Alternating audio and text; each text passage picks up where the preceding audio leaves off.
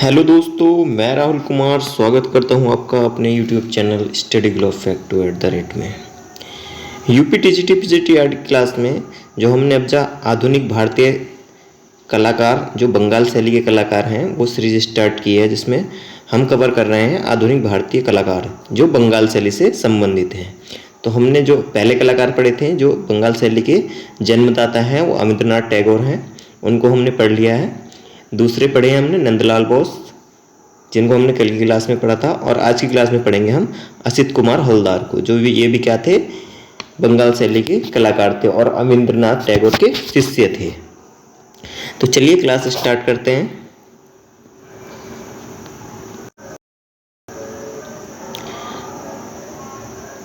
हमने अभी तक जितने भी टॉपिक्स कवर किए हैं वो हमने अपनी जो हमारी यह बुक है भारतीय चित्रकला का इतिहास, जो हमने लिखी हुई है नोट्स के अकॉर्डिंग, जिसमें आपको टीजीटी पीजीटी एनवीएस केवीएस और डीएसएसबी आर्ट से संबंधित जितने भी एग्जाम हैं उसके लिए इसमें महत्वपूर्ण जानकारी दी गई है, जो काफ़ी हद तक अच्छे प्रश्न और इसमें अच्छी जानकारी जो नोट्स टाइप के बनाए हुए हैं। इसमें इसकी प्रस्तावना है, ये इसमें चैप्टर्स हैं। कलाकार चित्रकला के तत्व, संयोजन के सिद्धांत, रंगों का महत्व, रंगों के प्रकार, कला के तकनीक माध्यम, छापा कला, भारतीय चित्रकला के 6 अंग, भारतीय चित्रकला का इतिहास, गुफाएं हो गई आपकी सारी, ये भीमबेटका हो गया आपका, मध्यकालीन कला हो गई आपकी, मुगल शैली हो गई, राजस्थानी शैली हो गई, पहाड़ी शैली हो गई आपकी, कंपनी शैली हो गई, गुजरात शैली हो गई, हाँ राजा रवि वर्मा हो गया, और बंगाल शैली हो गई। बंगाल शैली में जितने कलाकार हैं अमिन्द्रनाथ टैगोर, ईवी हेवल, नंदलाल बोस, असित कुमार हलदार। तो हम पढ़ेंगे आज की क्लास में असित कुमार हलदार को, और जितने भी इसमें और भी कलाकार हैं, इसमें ये सारे कलाकार हैं। और इसमें भारत के प्रमुख कार्टूनिस्ट, अशोक के शिलालेख, भारत के महत्वपूर्ण मंदिर, भारत के प्रमुख दर्शनीय स्थल, भारत के प्रमुख वाद, विश्व के प्रमुख वाद, प्रमुख यूरोपियन शैलियाँ, ये सारी इसमें जानकारी दी है। भारत के कला ग्रुप्स, भारत में स्थित प्रमुख राष्ट्रीय संग्रहालय, भारतीय चित्रकारों द्वारा बनाए गए चित्र श्रृंखला, और भारतीय चित्रकारों द्वारा उनको दी गई उपाधियाँ। ठीक है। कला के क्षेत्र में भारत रत्न, विभूषण, पद्म भूषण कलाकार हो गए आपके। महत्वपूर्ण ग्रंथ व लेखक हो गए, वैदिक कला हो गई आपकी, सल्तनत कला हो गई, और सिंधु घाटी सभ्यता हो गई। ठीक है, ये इसमें सारे टॉपिक्स हैं, और ये 432 पेज की बुक है। ठीक है, जो हमने इसको अमेजोन पर डाला हुआ है अपनी। तो चलिए क्लास स्टार्ट करते हैं हम। चलिए देखते हैं असित कुमार हलदार। असित कुमार हलदार जो थे कौन थे, ये बंगाल शैली के कलाकार थे और अमिन्द्रनाथ टैगोर के शिष्य थे। ठीक है, असित कुमार हलदार का जन्म 10 दिसंबर 1890 द्वारिकानाथ टैगोर मार्ग कलकत्ता में हुआ था इनका जन्म। ठीक है, मृत्यु कब हुई थी इनकी, तो 1964 में हुई थी, लखनऊ में हुई थी। असित कुमार हलदार 1906 में अमिन्द्रनाथ टैगोर के शिष्य बने थे। ठीक है, और अमिन्द्रनाथ टैगोर जो कौन से कला विद्यालय में थे, कलकत्ता कला विद्यालय में थे। और कब न्यू प्रिंसिपल कब बने थे, 1905 में बने थे, और 1896 में इसके प्रिंसिपल बने थे ईवी हेवल। ईवी हेवल के बाद प्रिंसिपल बने थे आपके अमिन्द्रनाथ टैगोर। ठीक है, और इन्होंने ही मिलकर ईवी हेवल ने ही मिलकर और अमिन्द्रनाथ टैगोर ने मिलकर बंगाल शैली की स्थापना की थी। ठीक है, आगे देखते हैं। 18 वर्ष की आयु में उन्होंने लंदन के सुप्रसिद्ध वास्तुशिल्पी लियोनार्ड जेनिंग्स से भास्कर्य की शिक्षा प्राप्त की थी। किसकी? भास्कर्य की शिक्षा प्राप्त की थी इन्होंने 18 वर्ष की आयु में लंदन से। असित कुमार के दादा का नाम क्या था? राखलदास था, जो लंदन विश्वविद्यालय में प्रिंसिपल थे और संस्कृत के अध्यापक भी थे ये। ठीक है, कहाँ थे? लंदन में विश्वविद्यालय के में प्रिंसिपल थे और संस्कृत के अध्यापक भी थे ये। 1923 में शांति निकेतन के कला भवन में प्रिंसिपल भी बने थे ये। ठीक है, शांति निकेतन में कला भवन की स्थापना कब हुई थी, तो 1919 में हुई थी। ठीक है, 1924 में महाराजा स्कूल ऑफ जयपुर में प्रिंसिपल बने ये। ठीक है, ये 3 जगह कॉलेज के प्रिंसिपल बने थे, 3-4 जगह। पहले बने थे ये 1923 में शांति निकेतन के कला भवन में, ठीक है, प्रिंसिपल बने 23 में। फिर 24 में बने ये महाराजा स्कूल ऑफ जयपुर में प्रिंसिपल बने। 19 फिर इनका ट्रांसफ़र हुआ 1925 में, ये कहाँ आ गए, लखनऊ के कला विद्यालय में इनका ट्रांसफ़र हुआ, ठीक है, यहाँ के प्रिंसिपल बने ये। 3 जगह इन्होंने प्रिंसिपल किया है। तो ज़्यादातर पूछता है तो वो ये वाला आता है, लखनऊ के असित कुमार हलदार कौन से कला विद्यालय के प्रिंसिपल थे, तो ये लखनऊ कला विद्यालय के प्रिंसिपल थे। और कब थे, 1925 में थे। और 24 में कहाँ थे, जयपुर महाराजा स्कूल ऑफ जयपुर के प्रिंसिपल थे। और 23 में शांति निकेतन कला भवन में प्रिंसिपल थे। नेक्स्ट देखते हैं 1910 में लेडी हरिंगम की अध्यक्षता में नंदलाल बोस के साथ अजंता की प्रतिलिपियां तैयार की थी इन्होंने। कब की थी, 1910 में लेडी हरिंगम की अध्यक्षता में। और किसके साथ की थी, नंदलाल बोस के साथ। इन्होंने 3 गुफाओं की प्रतिलिपियां तैयार की थी, एक तो अजंता की, एक बाघ की थी, एक जोगीमारा की थी। तो पहले सबसे पहले की थी अजंता की इन्होंने 1908 से 1910 के बीच में, 11 के बीच में, ठीक है। फिर की थी 1914 में जोगीमारा की प्रतिलिपियां। और 1921 में की थी इन्होंने बाघ की प्रतिलिपियां। 1917 ईस्वी में इन्होंने बाघ की चित्रकला का निरीक्षण किया पहले। और फिर 1921 में बाघ की प्रतिलिपियां बनाई इन्होंने, बाघ गुफा की प्रतिलिपियां। बाघ गुफा कहाँ आपकी, धार जिला मध्य प्रदेश में। और इनसे पहले किसने बनाई थी, तो मुकुल डे ने बनाई थी। मुकुल डे ने बनाई थी 1920 में, ठीक है। और 21 में बनाई थी असित कुमार हलदार और नंदलाल बोस ने बाघ गुफा की, ठीक है। तो ये भी पूछ लेता है 20 में किसने बनाई थी और 21 में किसने बनाई थी। तो 21 में नंदलाल बोस और असित कुमार हलदार हो गए और 20 में हो गए थे आपके मुकुल चंद्र डे। नेक्स्ट देखते हैं, इनको लंदन की रॉयल सोसाइटी ऑफ आर्ट की फेलोशिप मिली थी। किसकी, London royal society of art की फेलोशिप मिली थी इन्हें। एक बार वल्लभ भाई पटेल ने यह पूछा कि रविन्द्रनाथ ठाकुर के पश्चात उनकी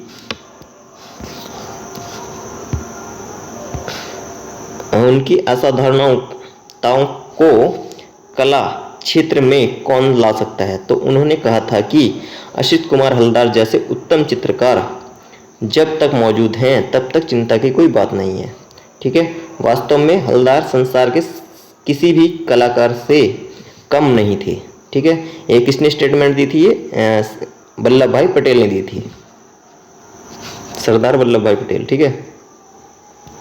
नेक्स्ट देखते हैं असित कुमार की कला। इनकी प्रारंभिक रचनाएं भित्ति चित्रों की शैली में अंकित है। किसमें, प्रारंभिक जो इनकी शुरुआत हुई थी चित्रों की, तो किसमें होती, भित्ति चित्रों में हुई थी, ठीक है। पहले इन्होंने कहा कि 1908 और 10 में बनाई, 11 में बनाई इन्होंने आपकी अजंता की प्रतिलिपियां, किसके, लेडी हरिंगम की अध्यक्षता में। और फिर बनाई इन्होंने 1914 में जोगीमारा गुफा की। और फिर बनाई इन्होंने बाघ गुफा की 1921 में।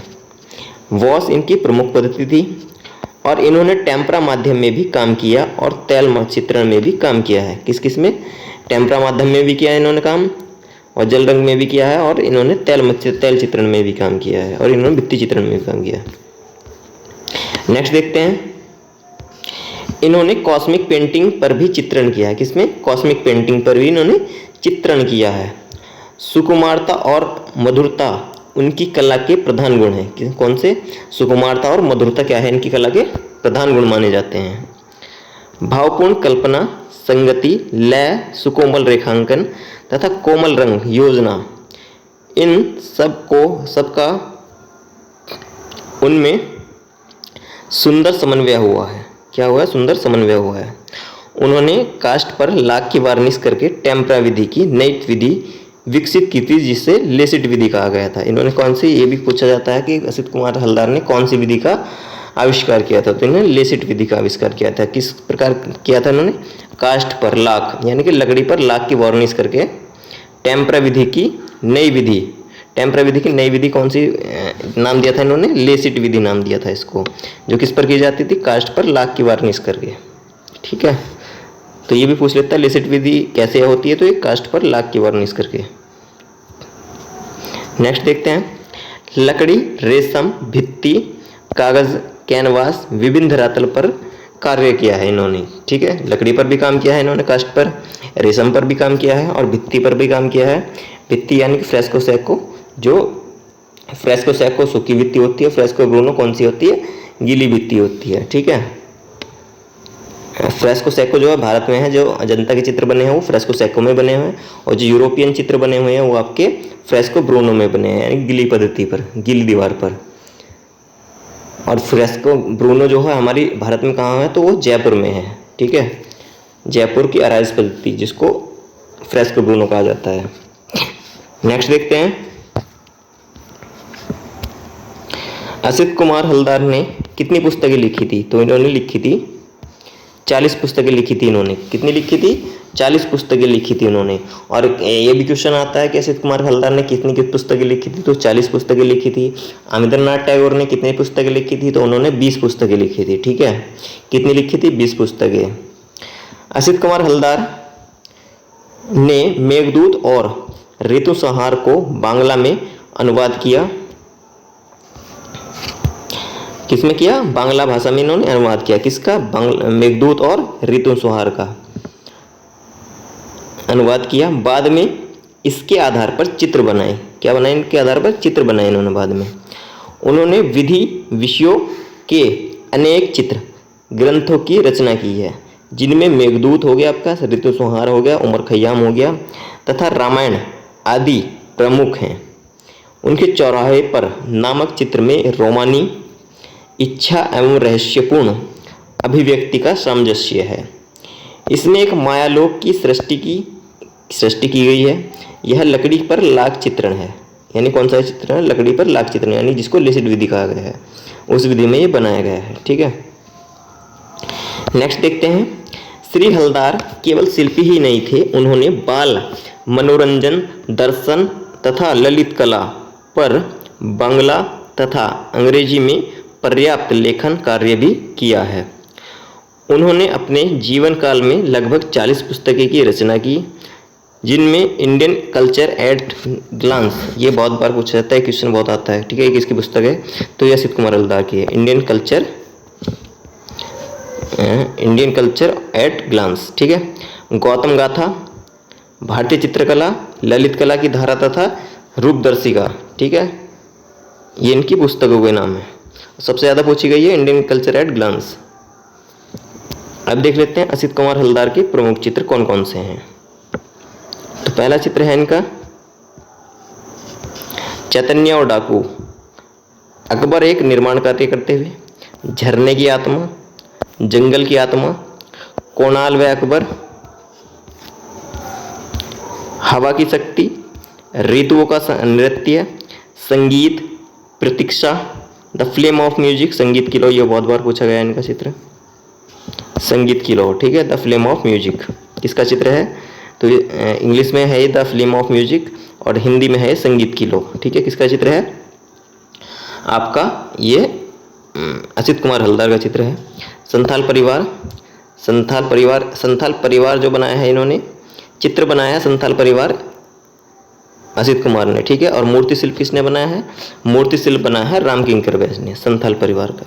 ठीक है, और उसमें ये क्वेश्चन पूछा जाता है कि संथाल परिवार में जो चित्र बनाया है उसमें कौन सा जानवर दिखाया है, तो उसमें जानवर दिखाया है जो कुत्ता दिखाया है। ठीक है, कुत्ता। और यह जो भारत की प्रथम मूर्ति है, आधुनिक कलाकार की जो कलाकार हैं, आधुनिक कलाकार के मूर्तिकार जो आधुनिक मूर्तिकार के जो पिता कहे जाते हैं वो रामकिंकर बैस कहे जाते हैं, जिनकी पहली मूर्ति थी ये संथाल परिवार। ठीक है, जो किस माध्यम में बनाई थी इन्होंने, सीमेंट में बनाई थी, ज़्यादातर काम इन्होंने सीमेंट में किया है। यह है अनजाना सफ़र, बारिश के दिन, झरना और प्रकृति, द स्पिरिट ऑफ स्टॉर्म, ये भी बहुत बार पूछी गई है, जो इनका मेन चित्र है। एक तो द फ्लेम ऑफ म्यूजिक हो गया और एक द स्पिरिट ऑफ स्टॉर्म। ठीक है, ये दो जो हैं आपके बहुत ही इम्पोर्टेंट चित्र हैं इनके, द फ्लेम ऑफ म्यूजिक और आपका द स्पिरिट ऑफ स्टॉर्म। तो असित कुमार ये आपका कंप्लीट हो गया। ठीक है, और ये हमने इसमें अपनी बुक से कवर किया है। इसमें अगले कलाकार हमारे कहे हैं वेंकटप्पा।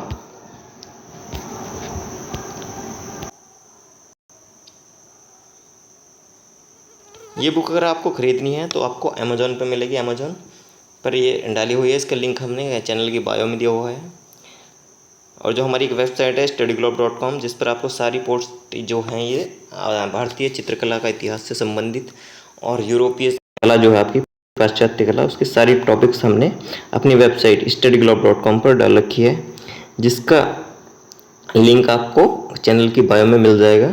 ठीक है, तो उस पर जाकर इसको आप आसानी से पढ़ सकते हैं। ठीक है, ये हमारी वेबसाइट है studyglobal.com, जिसमें आपको आधुनिक कलाकार जितने भी हैं इस वाले टैब में मिलेंगे। पाश्चात्य कला जितने भी हमने कवर कर लिया, उसकी प्लेलिस्ट हमने अपने चैनल पर बना दी है।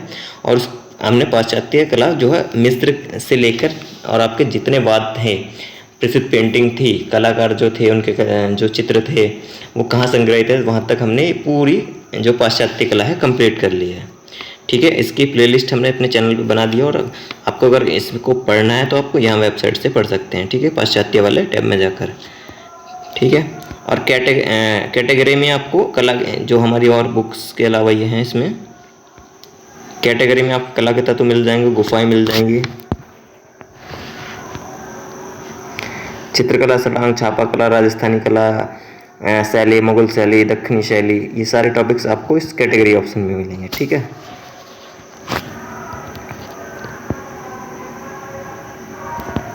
और जो हमारी बुक है, आपको इसका लिंक भी अगर आपको चाहिए तो यहाँ मिलेगा आपको अबाउट ऑप्शन में।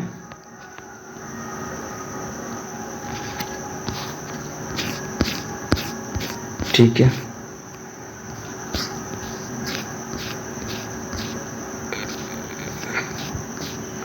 ये बुक है, इसका लिंक ये दिया हुआ है। और लिंक हमने इसका अपनी बुक का जो है चैनल के बायो में दिया हुआ, और वेबसाइट का लिंक भी बायो में दिया हुआ है।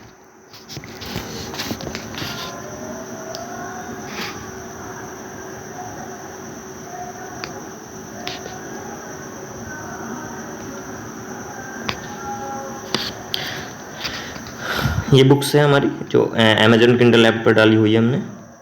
जो अभी हमने क्या हुआ है, इसको अभी ई बुक फॉर्म में रखा है। हम क्या कर रहे हैं इसमें, अभी जो और भी जानकारी जुटाकर इसमें ऐड कर रहे हैं। तो जो भी जानकारी ऐड होगी इसमें, इसको जब आप खरीदेंगे तो आपको अमेजन किंडल ऐप डाउनलोड करना होगा, उसमें आपको ये डाउनलोड होकर मिल जाएगी। ठीक है, और जितनी भी हमने इसमें करेक्शन करेंगे और भी टॉपिक्स ऐड करेंगे तो वो भी आपको इसमें ऐड होकर मिलते रहेंगे, और अपडेट की सारी जानकारी इसमें ऐड होती रहेंगी। ठीक है,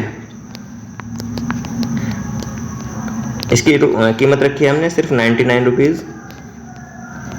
478 पेज की ई बुक है ये हमारी, और सारे टॉपिक्स हैं इसमें। और हमने इसको जो कैटलॉग है आपको दिखाया, इसका विषय सूची वो भी आपको दिखा दिया। ठीक है, तो चलिए आज की क्लास यहीं समाप्त करते हैं। जय हिंद।